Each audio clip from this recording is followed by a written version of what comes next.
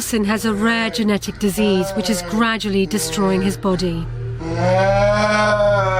He was born with it because his mother and father are first cousins.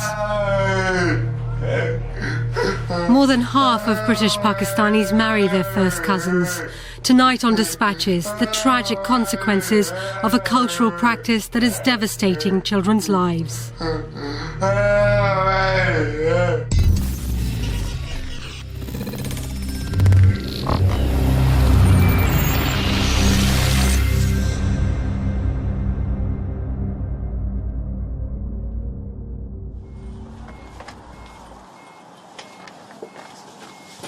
Mohsin Akhtar is 17 years old and lives with his family in Bradford.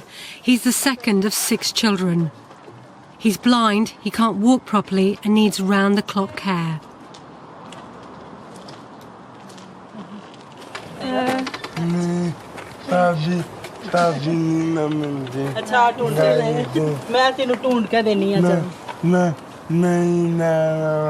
अच्छा अभी अब्बू आते हैं ना हैं अब्बू आते हैं ना फिर चलते हैं अच्छा चला क्या कह रहा है गाड़ी चलानी है गाड़ी लेके देनी Mohsin is losing his hearing. His speech is seriously impaired and he understands little of what's happening around him. Aunty आई है आंटी बोल दी है Mohsin is obsessed with the idea of driving, not realizing this will never be possible.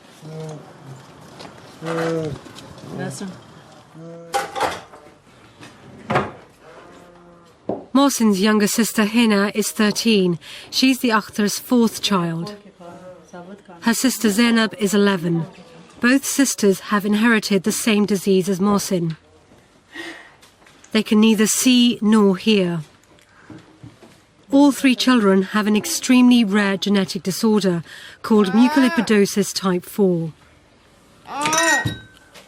Their bodies cannot get rid of waste products properly, affecting everyday brain function from vision to movement.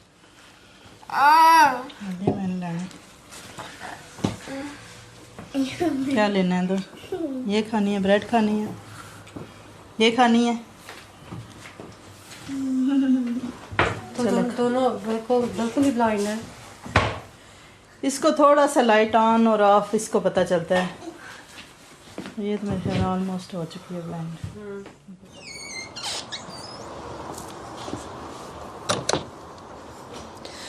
The potential consequences of first cousin marriages are tragic and devastating. My grandparents are first cousins. 5 of their daughters died in childhood and 3 of my uncles were born deaf. At the time, no one knew why because the facts were not known. Today, the medical facts are established, but the practice continues. Here in Bradford, where the Akhtars live, 75% of Pakistanis marry their first cousins. Anywhere between 4 and 10% of the children in these families will be born with genetic abnormalities. And these illnesses are often fatal. 1/3 of children with diseases caused by recessive genes will die before they turn 5. The disease affecting Mohsin, Hina and Zainab is the direct result of their mother and father being first cousins. Both parents carry the recessive gene that has caused the children's disabilities. If they had married outside of the family, there would have been only a tiny chance of their children being born with the genetic disorder. But in the case of the Akhtars as first cousins, the odds narrowed dramatically to a 1 in 4 chance that any child they had would be born with the illness. In the event, 3 of their 6 children were born with the disease. Fatima is the youngest and healthy. She's 7 years old and has had to watch her siblings deteriorate over the years. So what's it like living, having 2 sisters? Is it fun? What's the best bit? I play together. क्या हुआ है? What's the most difficult bit? Like when they're crying and we can't stop them crying.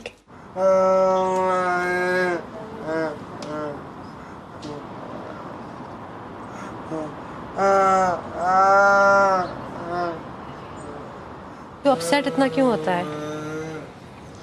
नज़र नहीं आता ज़ाहिरी बात है कि वो चाहता है मैं जिस तरह इस उम्र के बच्चे होने चाहिए वैसे वो सोचता है ना कि मैं गाड़ी चला सकूं, मैं जिस तरह बच्चे बाहर जाते हैं लेके गाड़ी, ऐसे वो करता है ना, उसका जहन ये बात कबूल नहीं करता कि मैं ब्लाइंड हो चुका हूँ।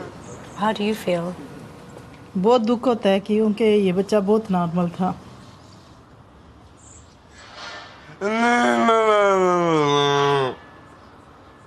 अगर ये बच्चे नॉर्मल होते तो अपने अपने घर के हो जाते, वक्त के साथ साथ अपना आप संभाल लेते।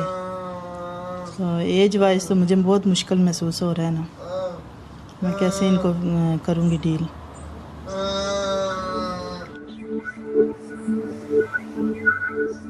Over in Birmingham, home to one of the largest Pakistani communities in Britain, 50% marry their first cousins. The children born into these families are 10 times more likely to be born with recessive genetic disorders. And 1 in 10 of those will die in infancy or suffer a chronic disability. Doctors in Birmingham have grave concerns about cousin marriages, or as they call it, consanguinity. Dr. David Milford is a renal specialist at the Birmingham Children's Hospital.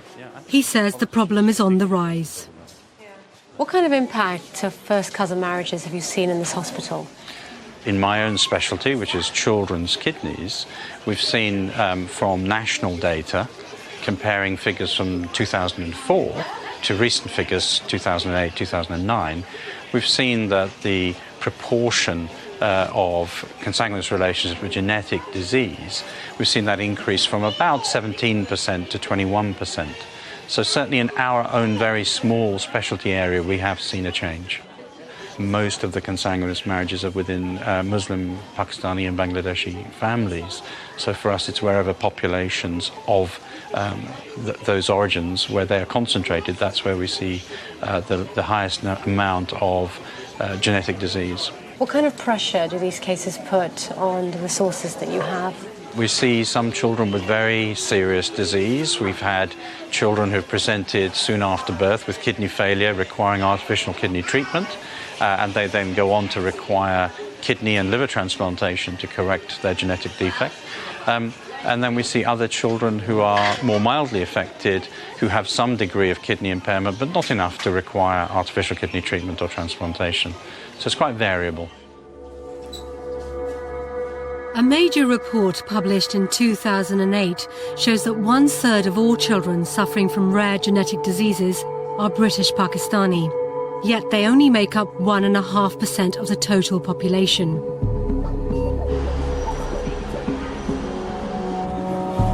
More than 70 published British scientific studies have shown that cousin marriages lead to an increased chance of having a child born with a rare genetic disorder. A significant number of these children will have serious kidney or liver problems.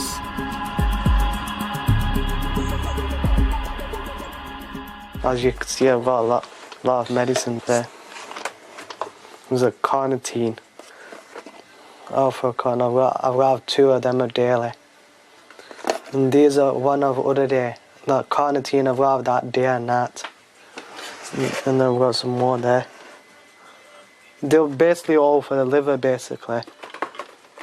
Azmat Mahmood lives in Nelson, Lancashire. He's 17 years old and lives with his mum, Parveen. God, I smell these medicines really bad. He has to take a powerful cocktail of medications to help him get through his day. Sometimes as many as 11 tablets at a time. He has a rare genetic condition called propionic acidemia. He lacks an enzyme that breaks down protein in the body. Yeah, you only have them in the morning. Yeah, 1.5. Azmat was diagnosed at 15 months old and was one of the youngest children in the UK ever to have a liver transplant. And that's it. And put them back. And there I've had my medicine and I'll just have water. These medicines are a lot strong, so it can make you a bit hyper sometimes. So a lot of medicines I've got to keep. If I don't have them, then I can feel a bit weird sometimes, not myself. So it's important that I have them. When Asmat was first diagnosed, his doctors told Parveen that his rare liver condition was hereditary. By marrying her first cousin, she and her husband increased the chances of passing the disease on to their children. So after his transplant. Oh, bless him.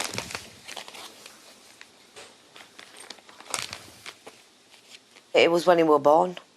Just he wasn't drinking his milk and things and he was lethargic. Sort of did some tests, that's when they found out when there was something not right. Well, at first they said there was no cure. And then, because I kept pushing it, whenever time I went to the clinic, I said there must be something you can do. And they said, well, we can try a liver transplant, but it's not 100% guarantee it's going to work. Asmat's rare condition is progressive and his body is slowly deteriorating. This one's more weaker. It's just like wearing out. I don't know what to do for it, but it started getting worse. You have pains and stuff, and that, as you can see, that's a bit smaller. This arm's a bit smaller, but whereas this feels more stronger. Like sleeping and stuff, when I sleep on the side, it could hurt sometimes. Like my mum has to massage it all the time. Oh, that's sweet, isn't it? Thanks. Did you make it yourself? Yeah, I made it myself. Did you manage? Yeah, I managed to make it. I made it myself. Oh, cool. Yeah. They haven't been doing liver transplants that long in children for them to know how long it will last. But I try not to think about that.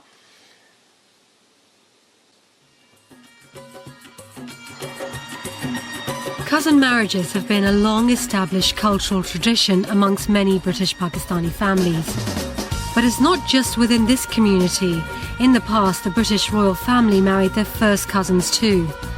Today, though, it is mostly Pakistani, Bangladeshi and some Middle Eastern and East African families that continue the custom.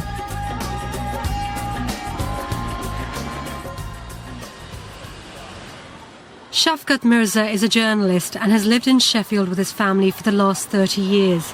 He invited me to his local community centre to meet friends, some of whom are married to their first cousins. They said they've never experienced any health problems. Is it a good patch? Oh, yes. In Sheffield, we've got about a population of about 25,000 Pakistanis living. What's your view about cousin marriages? For 800 years, we prefer to marry within our families. May not be the first cousin, maybe the second cousin or third cousin, but we marry.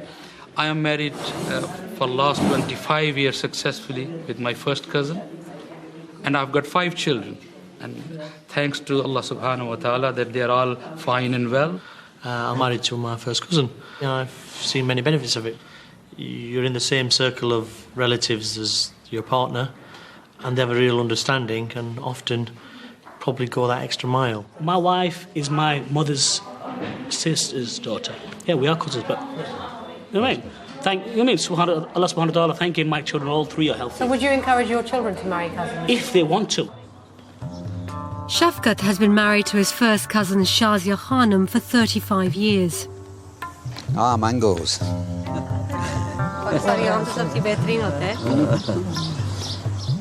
His mum and dad, Farnam Begum and Ali Bahadur, are also first cousins. Shafkat's eldest son Imran has continued the family tradition and just married his first cousin in Pakistan. That's 3 generations of first cousin marriage. तो फायदा क्या पड़ता है cousin से शादी करें तो? फ़ायदा ये है कि हमें एक दूसरे की आपस में हमदर्दी पैदा होती है, कोई तकलीफ़ होती है तो एक दूसरे की तकलीफ़ को हम तकसीम करते बांटते हैं। मेरी बहू ये मेरी तकलीफ़ को महसूस करती है और ये एहसास करके ये फ़ौरन पहुंचती है कि इनकी मदद को पहुंचो। अगर इसको कोई तकलीफ़ होती है तो मैं फ़ौरन पहुंचता हूँ। इसी तरीके इनको जो आपस में हमदर्दी होगी, अगर हम बाहर से शादी करेंगे तो वो हमें हमदर्दी नहीं मिल सकेगी। It's a very happy atmosphere. For example, at weekends, all the families get together at this house, and we call Dad's house like White House. You know, everybody is called into this parliament, and they would have food together, they would have chats together. आप भी ये बात मानती हैं? जी हाँ, जो इसके बहन भाई हो ये पहले मुझसे प्यार करते हैं तो इसी की वजह से ज़्यादा करते हैं हम उधर जाते हैं तो हमारा जो घर है उधर मुझे जाने ही नहीं देते वो बोलते हैं इधर ही रहें हमारे पास हम आपका देखभाल करेंगे क्या ज़्यादा मोहब्बत प्यार होता है ना अगर कुछ बोल भी जाए जो बड़े हैं तो इतना महसूस नहीं होता क्योंकि हम रिश्तेदारी ऐसी होती है बहन भाई होते हैं उनके अगर औलाद एक दूसरे के घर शादी हो जाती है We haven't seen any negativity in it, so therefore we are all for it. Although between 4 and 10% of the children of first cousins are at a high risk of recessive disorders, people who support cousin marriages say this means that 90 to 96% of the time the children will be healthy. People outside the Asian community or the Pakistani community would say, well, why would you want to marry your cousin? You know, there are health risks and also, you know, look outside. They won't quite get it. You know, they see it in a completely different way. My answer to that would be, why wouldn't you want to marry your cousin? So, not why would you, but why wouldn't you? I mean, all right, there's the points of the health risk, but then there's the advantages where you know the families. My children had no biological disadvantage because we are first cousins. And so by the way, our parents were first cousins. I know, as well. she was telling me earlier, so both your parents are first cousins. And we are first cousins. You're first cousins. So why wouldn't you ask your children or why aren't you encouraging I would, children? no, I would not stop them. At least 5 research papers show cousin marriages are on the rise in the UK and have been increasing for the last 3 decades. On the streets, though, we found quite a number of British Pakistanis who thought the practice was wrong and suggested that young people only went along with it because of family pressure. I personally think it's wrong, do you know what I mean? Like, everything aside, right, but first cousin marriage, it's a bit wrong. I think it's a bit incest, to be honest. When it comes to sleeping, you think, no chance, I can't do it. But it's just like sleeping with your brother, do you know what I mean? And it's just horrible, that is. So what kind of pressure do you think there is on people to marry their cousins? Blackmail. I think it's... Mother goes, oh, I'm going to, you know, we call it drama bazi, where they'll say, you know, beta, please marry this girl, please my izzat, which is my respect, my honour is on it. Well, most of the cousin marriages are forced marriages, I mean, to be honest. Most of the girls get forced into it, or most of the boys get forced into it. Dad will come home and say to your sister, right, so-and-so, you're getting married to him. Why? Because he's your cousin's brother or something like that. And then the girl has to say yes. I mean, she's got no other choice, has she? When you say forced, you mean that like they can't, they want physically forced? What's the word? Emotionally blackmail. Yeah. They've been told, oh, we're your parents, we did all this for you, blah blah blah. We came to this country, blah blah blah. And now now you can't do this for us. It's your turn now. We've done our bit. Have you guys ever been in that position? Not yet. Hopefully not. Most first cousin marriages in the UK are between British Pakistanis. A change in immigration law has made it harder to marry a spouse from abroad. However, first cousins are sometimes still brought in from Pakistan. The government's forced marriage unit says they deal with 1,500 cases a year. Half are linked to Pakistan. Some involve young British men and women who are pressurised into marrying their first cousins against their will. How did you feel about that at the time? Really angry because I wasn't asked. It wasn't even considered. I was very, very angry. I met Zara, who is British but married her first cousin from Pakistan. She asked us to hide her identity. We met when I went to Pakistan with my family, and then a couple of weeks later I was told that I was going to be engaged to him. I refused to marry him. It was about 2 weeks before we were due to get married. Were you forced into it? I was emotionally blackmailed, yeah, I was. My husband's family, they went on hunger strike. They said we're going to commit suicide, this, that. It was a matter of their honour because I'd been engaged to my cousin for a long time. And so I was kind of emotionally blackmailed into it. And it's still going on. My friend, she was married to her cousin and money got involved. And they went to Pakistan to sort the situation out. And they were in court. And as she was walking out of court, her husband shot her. She was pregnant at the time. People out there, it's just frightening. Were you ever worried about anything like that happening? Yes, yeah. I am, and in the future of that happening. First cousin marriages can end in tragedy. Just recently, a British couple was shot dead in Pakistan. Here in the UK, the bigger problem is the medical issue. In part 2, we discover people are denying the health risks of cousin marriages.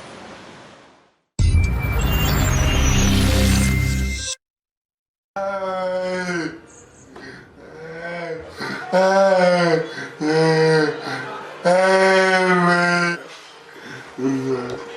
Bradford, at the Akhtar family home, life is unbearably difficult. Mohsin feels constantly frustrated. His two sisters, Hina and Zainab, are unable to look after themselves, and their sight and hearing is getting worse. Their parents find it hard to come to terms with the idea that as first cousins, they pass down a gene that caused their children's terrible disabilities. What have the doctors actually told you about this? You told you that it could be anything to do with the fact that you two are first cousins? Yes, they told this is a genetic disease, but I don't think this is right, but they told us. My other brother, he got married with her sisters. He got 5 children, all of them perfectly right. There's no disability with them. मैं तो कहती हूँ अगर हम शुरू से इधर होते तो मेरे बच्चे इस तरह होने नहीं थे. बच्चे नॉर्मल थे शुरू से, और उनकी जो रूटीन थी बच्चों की वो ठीक नहीं थी कि हर वक्त बीमार डॉक्टर के पास जाना, चक्कर आ रहा, डॉक्टर की दवाइयाँ दे दे के तो बच्चे इस तरह हो गए हैं, क्योंकि बच्चे बिल्कुल नॉर्मल थे. मैं तो अभी तक मुझे यकीन नहीं आता कि मेरे बच्चे इस तरह हो चुके हैं. क्या ब्लेम करना, बस ये हमारी किस्मत में था, ये आजमाइश. Some families call it fate. However, doctors are in no doubt about the cause. While an average children's hospital will see 20 to 30 different recessive genetic disorders over a decade, in Bradford, one children's hospital alone has seen 165. Consequently, Bradford NHS Hospitals Trust has initiated one of the world's most comprehensive studies, looking at the health of 14,000 babies over the next 20 years, at the same time establishing the full medical consequences of cousin marriage on children's well-being. Professor Marcus Pembry is a former government advisor on genetic health and a clinical geneticist. For any particular gene, you get 2 copies, one from your mother and one from your father. If you have a single defective gene, or mutation as we call it, there's no outward manifestation. And this can just be passed from parents to children to grandchildren with no effect. It's only when both parents happen to be carriers, and then there is a 25% chance that a child would get the double dose. They have no normal gene and they suffer from the disease. First cousins share grandparents. And if you imagine that a rare recessive mutation, single copy in one of the grandparents, there is then not unusual for it to be passed on to both grandparents' children and then on to their offspring, who are the cousin. On average, if you're a carrier, then there's a 1/8 chance, 12.5% chance, that your first cousin would also be carrying that gene. Ahmad helps out in his mum's school and baby wear shop. When he's not at college, he works on the shop floor, deals with customers and mans the till. I'm very protective over Ahmad. He's more like I would say, a 14-year-old than an 18-year-old. Mentally, you know. It comes with me, when he's on holiday, he comes with me to work, yeah. So I can keep an eye on him and things. You've got to tie your deeds up every time because customers are always on the side and they just put them back, so you've got to sort them out. There's somewhere to do anyway, because I get bored because instead of just standing on till all the time. Despite what Ahmad's mum has been told about the cause of his illness, she struggles to accept it.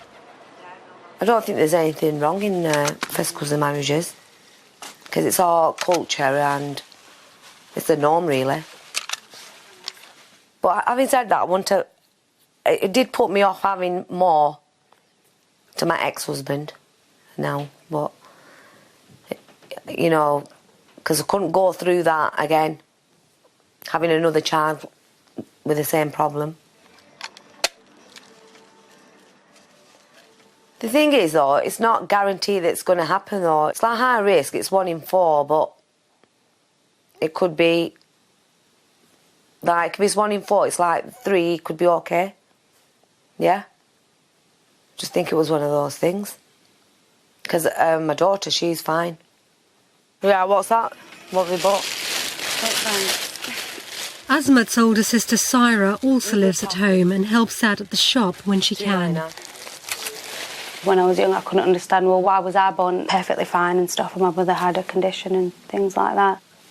A lot of families think it's just luck. Yeah, the luck, you know, the way it's meant to be, or God's will, as they say. That's how it is perceived, I think.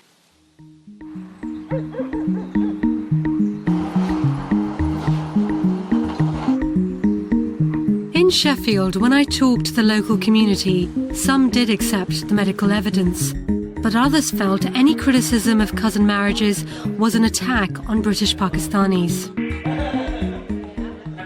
The community does feel that it's being targeted all the time at the minute, whether that be through the prevented gender, forced marriages, first cousin marriages now, and the community is like battening down its hatches and not wanting to engage, not wanting to, share their experiences, and it does feel like we're drowning in all sorts of attacks here. I don't see any reason, any high prevalence of a particular disease in Pakistan where people have been marrying from centuries with the first cousins. It's scientifically, there's an evidence that, children are being born with disabilities from first cousin marriages.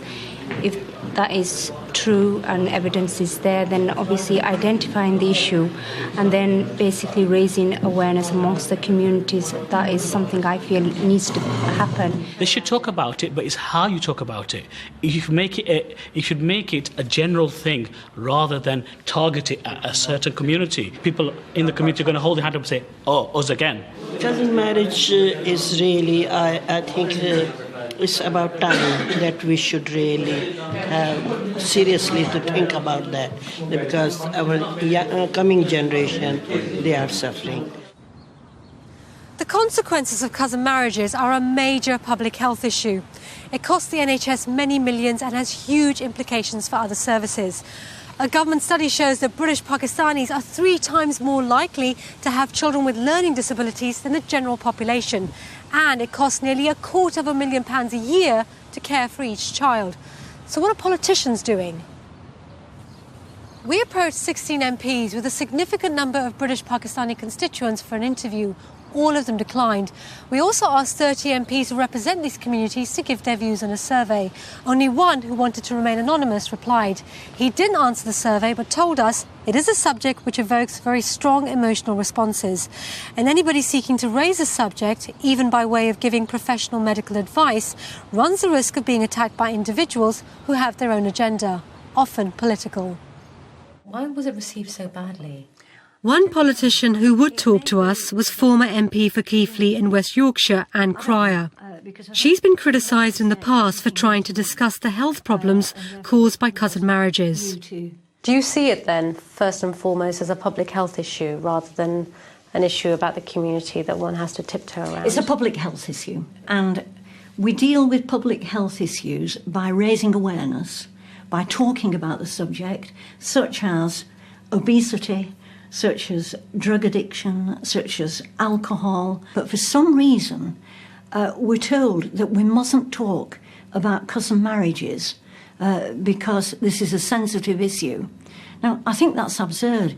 We have to talk about this issue in order to find solutions. And you're a lone voice, a lone public voice willing to talk about this. Why are there so few politicians prepared to come forward and say, look, we need to tackle this? I think it's fear that they'll be accused of either racism or demonisation or whatever, and therefore they keep their head below the parapet and don't say things on this issue. It is partly about getting votes and securing those votes and not offending the leadership of these communities. One Birmingham councillor backs the idea of open discussion. Salma Yaqub believes the key to tackling the problem lies in the way you talk about cousin marriages. Why do you think it is that people feel so stigmatised? Why won't they talk about it? It's just far too sensitive. Well, I think after 9/11, Muslims have felt that they've been stereotyped, demonised, just seen through this lens of terrorism, seen as a problematic community. So any discussion around Muslims is to do with some negative issue. So this issue, for example, which is a health issue, if it's framed around, well, why aren't these people stopping doing what they're doing in the face of Western scientific evidence? Of course people are going to be defensive, whereas if it's, well, here's what the evidence is, people can now make informed choices, and don't politicise it in the way that we talk about it, and see it as a straightforward health issue and deal with it as such, and I feel we'll have a very different discussion around it. Islamic experts say that Islam neither prohibits nor encourages cousin marriages. Some argue, though, that if change is to happen, community and religious leaders need to get on board. But Maulana Munawwar Hussain, a religious scholar in the West Midlands, does not accept that there is a problem. 30% of children with rare diseases are from British Pakistani families. What's your response to that kind of statistic? I will ask, what is the percentage in other communities? But Maulana, doctors are saying that there's a link. Families who are suffering from this, who are first cousins, who are British Pakistani Muslim, are saying there's a link. The specialists in this area are saying that there's a link. Why are you not accepting that? Well, I don't have any knowledge in that regard. Look, I have a whole, reams and reams of evidence here, scientific evidence that proves that there's a link, and you're still denying it. No, what I said, I don't have knowledge on that. Well, if I gave you the evidence and you looked through it and you felt that it was convincing, what would you do about it? I don't think I will be able to do anything on that regard. Islamically, I do not see any problem getting married to the first cousin. Maybe not Islamically, but medically there's a problem. Why we are talking about only the Muslims getting married to the first cousin, then if we find the same problem in other communities also, then it is equal. So it is not because of the first cousin marriage, so it is a normal case. It is because of the first cousin marriage. It's just not necessarily because they're Pakistani or they're white or they're black or they're any other ethnic group. It's because they're first cousins, and that is a much higher occurrence of that happening within the Pakistani community because there's a tradition of marrying first cousins. Okay, well, as I said early on, I don't have any research on that topic, so I won't be able to say anything on that. Well, if I give you this research and you look through it... So, well, I wouldn't mind looking through it. And if you were convinced by it, what would you do about it? I will decide after when I am convinced. We sent him the medical papers and haven't heard back yet.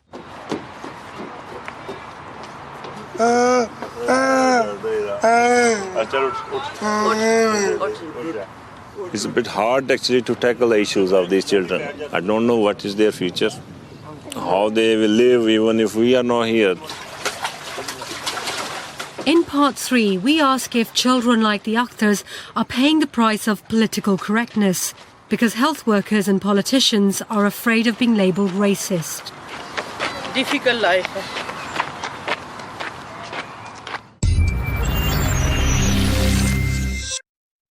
With scientific research showing that first cousins who marry are doubling their chances of having children with rare diseases, why is there so little awareness of this in the wider British population? Sonia and Wayne Gibbs invited me to their family home. They've been together for 16 years. Wayne is Sonia's dad's cousin, making them first cousins once removed, something that never struck them as a problem. Their child Nicole died of juvenile osteopetrosis, a genetic disease that causes the bones to thicken and crush the body's organs. They were told it was because they both carried recessive genes. So as a parent, to sort of go from having what you thought was a perfectly healthy, normal baby, how did that feel? Upsetting. Horrible.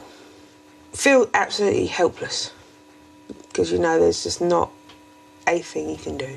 Did you decide to have a third child? Was that planned? Well, we went through, obviously, genetic counselling, what they call it, because obviously we wanted to know, can we have any more children? For that test for you was absolutely essential. It was, yes. It was vital. There was no way we was going to even, have another child if there was no test out there that could help.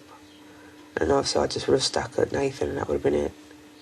So, and now you've got two very healthy kids. I've got two very healthy boys. Do you think that people who are cousins and are thinking about getting married and at some point having children, do you think they should test themselves at that stage? Definitely, absolutely. It will save them so much heartache in the long run. At least then they know that they are going to have a healthy child. For couples like Wayne and Sonia, going through genetic counselling helps establish risks and offers possible solutions. The option of a termination or IVF to implant a healthy embryo. But only 40% of genes causing recessive disorders can be tested for, meaning that genetic counselling has its limits. And yet, there is no national public health campaign about cousin marriages. The risks are not taught in schools, and there is no government leafleting campaign in hospitals or doctor surgeries, as there would be about other diseases affecting children. The last big campaign on cousin marriages was 13 years ago in Birmingham, when the health risks were brought to public attention.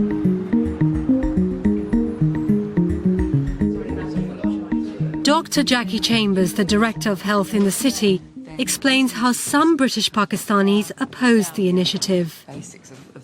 What was the reaction to your campaign at the time? Well, I think the reaction was quite mixed. We did get some support from some religious leaders and from some communities. And for about 2 years, we were, within the context of promoting healthy mothers and healthy babies, getting some awareness of the message about the additional risks. We found out subsequently that there was also quite a hostile undercurrent.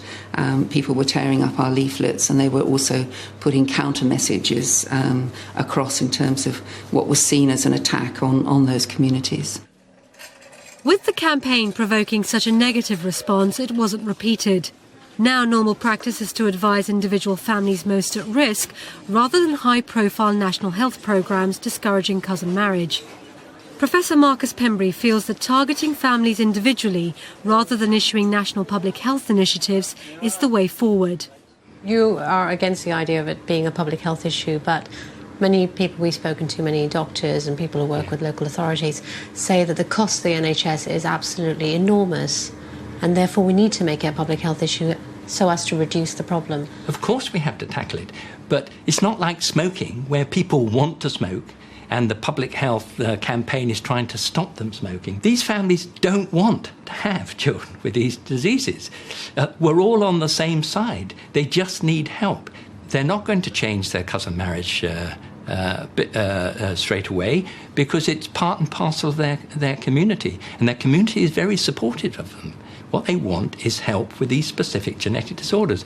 And with the new technology, where if there's political will, we're not wanting the politicians to say things. What we want to do is to understand that we need funding for the services that will provide genetic counselling. In Birmingham, they're introducing a new system. A confidential register of families most at risk of recessive disorders is being drawn up. They will be offered counselling and genetic testing, which is hoped will reduce the number of children born with disabilities by half over the next decade. If it works, the plan is for the government to roll this out to cities such as Bradford and London. However, British Pakistani doctors at one GP practice in Birmingham have set themselves apart from other health professionals by openly discouraging cousin marriage. Their surgery is one of the few in the country to take this radical approach. At the same time, they've introduced genetic screening and testing for common blood disorders, such as thalassemia, for all of their patients. Really, I just wanted to speak to you again and talk to you about thalassemia and the transmission of... Today, Dr. Rizwan Al-Adina, himself a British Pakistani, is genetically counselling Kulsum Harji, who is originally from East Africa and married to her first cousin. Kulsum is a thalassemia carrier. She has one healthy baby, but wants more children. So you would either pass on the normal one or the one with thalassemia, and same with your husband as well. Yeah. So in terms of combinations, this is the dangerous combination when the child has both thalassemia gene, and that child would be a thalassemia major child, but that is 1 in 4 chance. Yeah. Okay. The other possibilities are the children being carriers, which is... Helping patients make informed choices is a priority for Dr. Ali Dina. He says he's done this with the help of local religious leaders. It has taken a good time, for about almost 20 years, to change attitudes, getting the support of the clergy. That is the key. I think at the end of the day, if you do not have the support of the religious leadership within your community, particularly in a Muslim community, then your message is not going to get through. This is not an attack on Islam. It is not an attack on Islamic principles or its fundamentals. It is merely concerns from fellow Muslims regarding health risks. It is fine to marry your cousin as long as you know the risks that you're taking and as long as you get yourself tested and you're not in an affected partnership. But then, if you look at the amount of genetic illnesses that there are actually there, you can't test for everything. So the sensible thing would be to say, if you can avoid these partnerships, then it's actually better.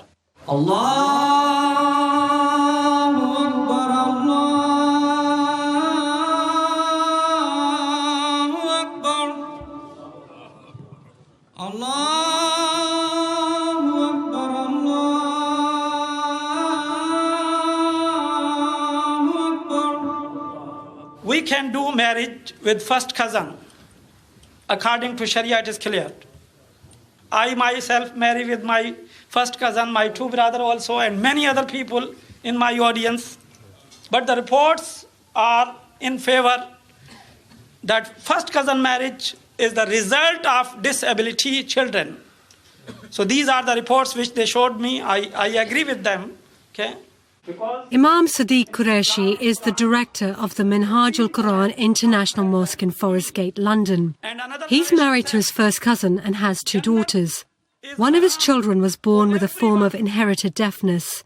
The other suffers from a rare recessive disorder called marble bone disease. He regularly tackles health issues in his Friday sermons and isn't afraid to talk about cousin marriages. It's very clear, cousin marriage is permissible in Islam. It is not, you can say, you must do that or you must not do that. These are the suggestions, guidelines. So what would you say, based on your personal experience, what would you say to the people who come to this mosque? I must say, as a religious scholar, that people must think on this issue and people get awareness. People must learn, go to the GPs, go to their consultant, and they must learn about the couple. They are intending marriage with their cousin.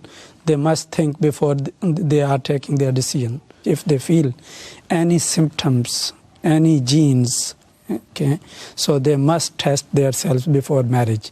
Okay. In future, might be they get a big situation. Now, in this country, there are many facilities, so they must go for the test, and then that will be better for their future. According to Islamic viewpoint, this is the big jihad. To bring the healthful society, it is the big jihad of this time. Azmat and Mum are at the hospital for his latest checkup. Come on, let's have a look now. That's nice. Right, 156. So he's about 5'2". He is 5'2". The doctors need to see him once every 6 months to monitor his health. This time, the news isn't good. Come on, nice to see you again, Azmat. You okay? Have a seat. Like when I'm playing with my friends, I get tired easily. My legs get tired easily. Your legs get tired easily. Both legs? Yeah. I've been having pains in my arms. Yeah, It's been carrying on. It's gone like more weak, I feel. Then it closes and it's hard to open sometimes. So it closes by itself, does it? Yeah, it goes like pretty tight and then I'll go like down, I'll stretch out. Okay. I couldn't see any circulation before, so... There's no circulation at all, is there? No. Put your hands on your hips for me, can you? It starts hurting when I do that. I'm sorry about that. Just put your hands on your hips. My granddad tells me to have plenty of milk. Does that help? Yeah. Certainly does. Just put your head straight like this. Can it get better, or does it take time? What, the arm? Yeah. I think it's hard to know. We haven't managed to completely explain why you've had this trouble. We wouldn't claim it in any way to have a complete cure or treatment for propionic acidemia by now. Right, they still haven't found a cure for it. No, because it's a genetic disease that in a way affects every cell in the body. Oh, sorry. Okay?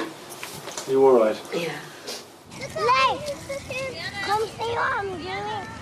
During my time making this film, I've seen firsthand the benefits of cousin marriages, but also its tragic consequences. One medical study estimates that nearly 700 British Pakistani children are born with serious disabilities every year.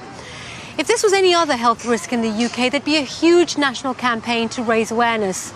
Until this happens, many more innocent children will be born to lives of unimaginable and preventable suffering. My dream is maybe to get a good job and build something on myself and get married, have a family on my own as well. It's if you marry your cousins, it can't always work out, because if you're marrying someone, you could have a disease because you don't know what that other cousin's got. So it's important to say if they have kids, you don't know if that say if that cousin's got a disease or something, how that kid could be born, because some can be born different, can't they? So it's important that you think who you're going to marry. Marrying into family is not always a good idea.